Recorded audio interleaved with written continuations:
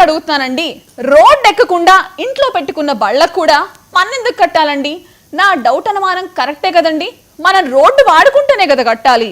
కాబట్టి ఇక నుంచి మీరు ఇంట్లో పార్కింగ్ చేసి ఉన్నారనుకోండి, ఆ బండి వాడడం లేదనుకోండి, సైలెంట్ అయిపోండి. ఏంటి అర్థమవుతుందా నేను ఎందుకు చెప్తున్నానో? మీరు కూడా బాగా డెవలప్ అయిపోయారండి బాబు. దేశవ్యాప్తంగా వాహన యజమానులకు ఓ శుభవార్తనే చెప్పాలి.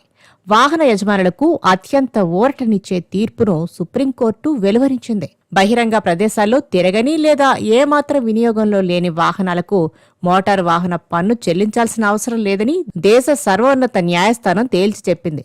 వాహనాలున్నా వాడకుండా చాలా మంది ఇంట్లోనే పెట్టేస్తుంటారు. రోడ్డెక్కకుండా ఇంట్లోనే ఉంచేస్తుంటారు.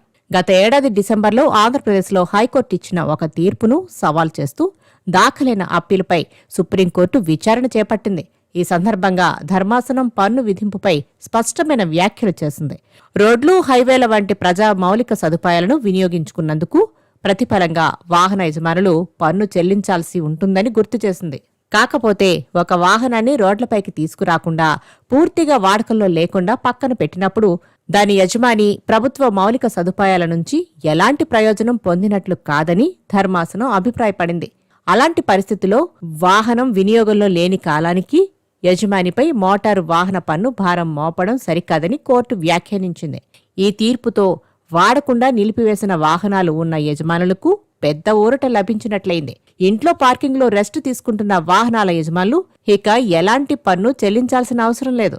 ఒకవేళ రోడ్డెక్కించాలనుకుంటే మాత్రం వాహన పన్ను చెల్లించిన తర్వాతనే బయటకు రావాల్సి ఉంటుంది.